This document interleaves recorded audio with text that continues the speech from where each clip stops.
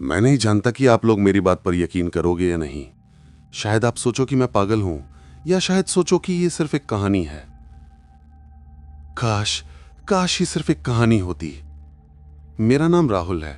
मैं दिल्ली में इंजीनियरिंग कर रहा हूं, और जैसा कि हर मिडिल क्लास लड़के की कहानी होती है, कॉलेज की फीस और पीजी का किराया निकालने के लिए मैं रात को पार्ट टाइम फूड डिलीवरी का काम करता हूं। आप लोगों ने देखा होगा हमें, लाल या नारंगी टी शर्ट पहने, पीठ पर वो बड़ा सा बक्सा लादे, आपकी भूख मिटाने के लिए ट्रैफिक और बारिश से लड़ते हुए। हम शहर की हर गली, हर नुक्कड़ को जानते हैं। हमें लगता है कि हमने सब देख लिया है, शराबी ग्राहक, झगड़ालू गार्ड, अजीबोगरीब ऑर्डर, सब कुछ। लेकिन उस रात, उस मंगलवार की रात जो हुआ, उसने मेरी रूह को हमेशा के लिए बदल दिया। उस रात के बाद से जब भी मेरे फोन पर नए ऑर्डर की नोटिफिकेशन टोन बजती है, तो मेरा दिल एक पल के लिए धड़कना बंद कर देता है।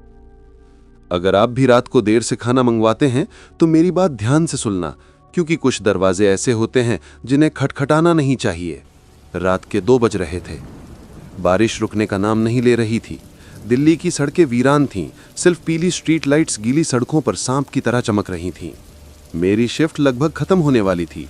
मैं अपनी बाइक पर बैठा एक बस स्टैंड के नीचे बारिश रुकने का इंतजार कर रहा था और सोच रहा था कि आज की कमाई से रूम रेंट का आधा हिस्सा तो निकल ही जाएगा। तभी मेरा फोन वाइब्रेट हुआ। एक नया ऑर्डर। मैंने स्क्रीन पर देखा, ये एक बहुत बड़ा ऑर्डर था, करीब 3000 रुपए का खाना। और सबसे अजीब बात, रेस्टोरेंट का नाम था the Midnight Keys, the Midnight Feast. अजीब इसलिए क्योंकि मैंने इस एरिया में पिछले 2 सालों में इस नाम का कोई रेस्टोरेंट नहीं देखा था। लेकिन डिलीवरी लोकेशन देखकर मेरी आंखें चमक उठीं। लोकेशन शहर के बाहरी इलाके में थी, एक सुनसान रास्ते पर, जहां आमतौर पे कोई नहीं जाता। लेकिन सर्च प्राइसिंग बहुत ज्यादा था और टिप की रकम 500 रुपए। एक स्टूडेंट के लिए 500 रुपए की टिप बहुत मायने रखती है। मैंने बिना कुछ सोचे लालच में आकर एक्सेप्ट बटन दबा दिया। यही मेरी पहली गलती थी। रेस्टोरेंट तक पहुंचने का रास्ता गूगल मैप्स पर बहुत अजीब दिख रहा था। वो मुझे मुख्य सड़कों से हटाकर ऐसी पतली गलियों से ले जा रहा था जहां स्ट्रीट लाइट्स भी नहीं थीं। जब मैं रेस्टोरेंट पहुंचा तो वो कोई रेस्टोरेंट नहीं लग रहा था। वो एक पुरानी बंद पड़ी फैक्ट्री जैसा था। लोहे का एक छोटा सा गेट था जिस पर जंग लगा हुआ था। वहां कोई बोर्ड नहीं था, कोई रोशनी नहीं थी। बस अंधेरे में से एक हाथ बाहर आया, उसने मुझे खाने का पैकेट पकड़ाया और गायब हो गया। पैकेट बहुत भारी था और उसमें से एक अजीब सी महक आ रही थी, जैसे सड़े हुए फूलों और मांस की मिली जुली गंध। मेरे मन में एक खटका हुआ। मुझे ऑर्डर कैंसिल कर देना चाहिए था, लेकिन 500 रुपए की टिप मेरे दिमाग में घूम रही थी। मैंने पैकेट को डिलीवरी बॉक्स में डाला और कस्टमर की लोकेशन की तरफ बढ़ गया। लोकेशन थी माया एनक्लेव, टावर सी, फ्लैट नंबर 1301।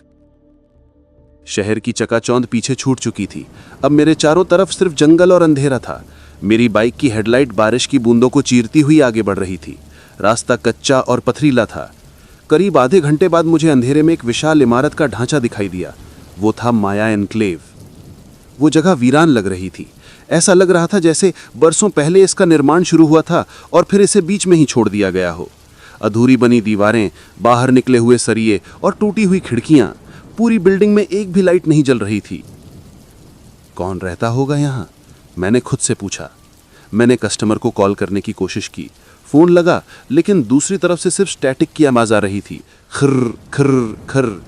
और उसके बीच में बहुत धीमी सी किसी के रोने की आवाज। मैंने तुरंत फोन काट दिया। मेरा गला सूखने लगा था।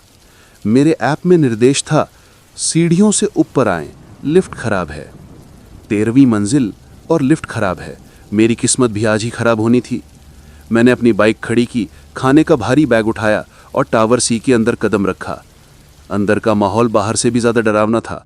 लॉबी में धूल की मोटी परत जमी हुई थी। हवा में सीलन और फफूंद की बदबू थी। मैंने सीढ़ियां चढ़ना शुरू किया। पहली मंजिल, दूसरी, तीसरी। हर मंजिल पर सन्नाटा और गहरा होता जा रहा था। मेरे जूतों की आवाज खाली गलियारों में गूंज रही थी। ऐसा लग रहा था जैसे दीवारों के पीछे से कोई मुझे देख रहा है। 7वीं मंजिल पर पहुंचते पहुंचते मेरी सांस फूल गई। मैं रुका पानी पीने के लिए। तभी मुझे ऊपर से आवाज आई, ठप ठप ठप, जैसे कोई नंगे पैर ऊपर की मंजिल पर दौड़ रहा है। हेलो, कोई है ऊपर? मैंने ऊपर की तरफ आवाज लगाई। आवाज तुरंत बंद हो गई। फिर से वही जानलेवा सन्नाटा। मैंने हिम्मत जुटाई और फिर से चढ़ना शुरू किया। 10वीं मंजिल, 11वीं मंजिल, 12वीं मंजिल और आखिरकार 13वीं मंजिल। 13वीं मंजिल बाकी मंजिलों से अलग थी। यहां धूल नहीं थी, फर्श साफ था जैसे अभी अभी पोछा लगाया गया हो, और गलियारे के अंत में एक दरवाजे के नीचे से रोशनी आ रही थी। Flat number 1301। मैं दरवाजे के पास पहुंचा। मेरे हाथ कांप रहे थे। मैंने डोरबेल बजाई। Ding dong. अंदर से कोई आवाज नहीं आई, लेकिन मुझे महसूस हुआ कि दरवाजे के उस पार कोई खड़ा है। दरवाजे की आई होल से कोई मुझे देख रहा है। सर, आपकी डिलीवरी, मैंने कांपती हुई आवाज में कहा। अंदर से आवाज आई। वो आवाज, मैं उसे कभी नहीं भूल सकता। वो किसी इंसान की आवाज नहीं थी। वो ऐसी लग रही थी जैसे कई लोग एक साथ फुसफुसा रहे हों। दरवाजे के बाहर रख दो और चले जाओ। ये कैश ऑन डिलीवरी ऑर्डर था, मुझे पैसे लेने थे। सर, ये कैश ऑर्डर है, 3000 रुपए, आपको पेमेंट करनी होगी। फिर से सन्नाटा छा गया। करीब 1 मिनट तक कोई जवाब नहीं आया। तभी दरवाजे की कुंडी खुलने की आवाज आई। क्लिक। दरवाजा धीरे धीरे खुला, सिर्फ इतना कि एक हाथ बाहर आ सके। अंदर घुप अंधेरा था, मुझे कुछ दिखाई नहीं दे रहा था।